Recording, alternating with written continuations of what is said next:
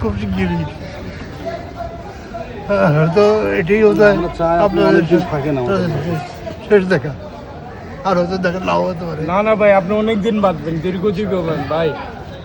কার কখন মৃত্যু বলা যায় না শাখা ভাই, আপনি অনেকদিন বাঁচবেন ভাই। আমাদের দোয়া, শিল্পীদের দোয়া, আমরা নামাজ পড়ি। শাখা ভাই আপনি অনেকদিন বাঁচবেন।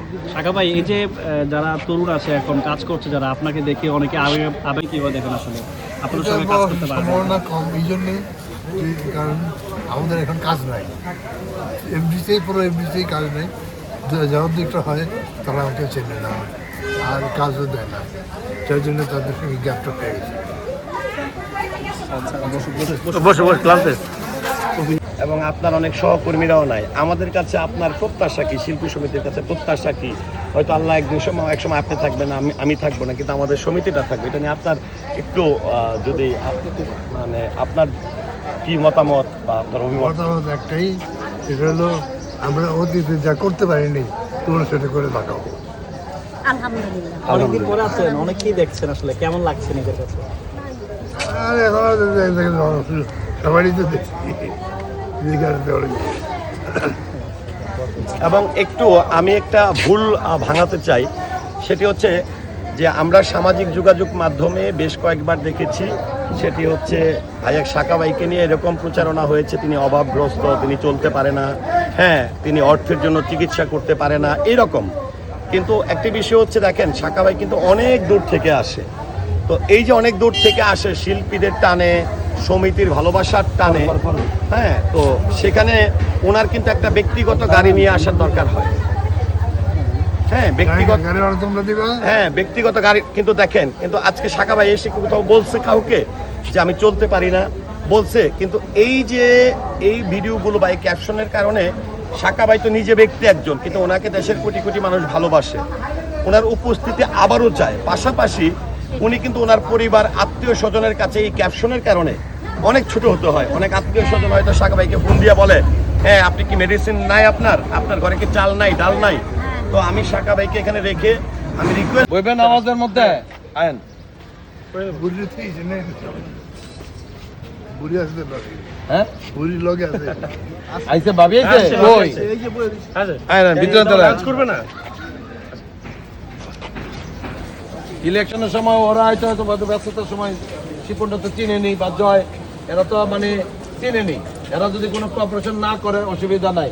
আমি সাইমন আছি এনে সমিতিতে, আমার না পাইলে ইমরানডে পাবেন যে আমার এই জিনিসটা দরকার, আপনার কাছে পয়সা দেবে, কিচ্ছু লাগবে না, কারো কিছু লাগবে না। আল্লাহ এখনো ভালো রাখছে, আপনাদেরকে সেবা করার মতো সুযোগ আল্লাহ তাআলা এখনো দিচ্ছে, দিয়া রাখছে আল্লাহ। এতটুকু আমি বললাম, এতটুকু।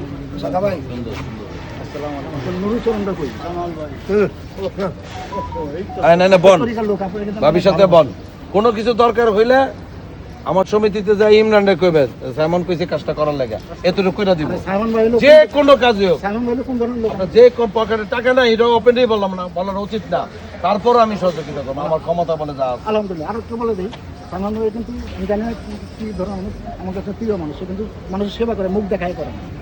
আমি ওই যে খালি পাবলিসিটি গোপন ধরনের যে কোনো হেল্প লাগুক আপনি ফোন করে খালি কয়েন যে সাইমন এই কাজটা করতে হইব, আমি করবো। আমি মানে ওপেন বললাম, কারো সহযোগিতা লাগবে না আল্লাহর রহমতে। আমি গরিব মানুষ, গরিব ভালোতে যতটুকু করতে পারি এতটুকু। আল্লাহ ভরসা, বড় লোকের মত, বড় লোকের মত। হ্যাঁ বনে না। Thank you.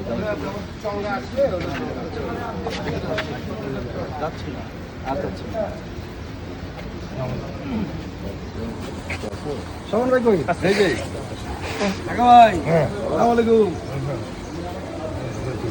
আন চা খাই না, কি চা খাবে? লাঞ্চ করবে? আসসালামু আলাইকুম। দাও বেরে বেরে চা লাঞ্চ করবে। আরে দাও বেরে না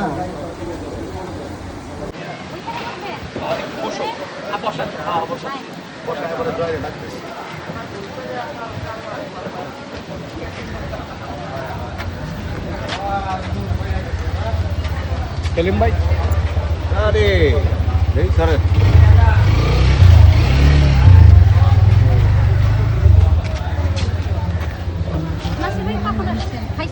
খাওয়া দাওয়া এমনিতে আসছে, এলাম ওই জায়গায় খাবার।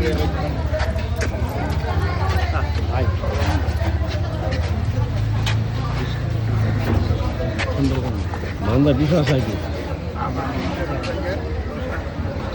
এটা ভালো। সন্তুষ্ট নাই মাইনাস আচ্ছা একটু আমি একটু ভাইয়ার একটু জানেন যে ভাইয়া আমাদের তো নির্বাচন শুরু হয়েছে আপনাদের সময়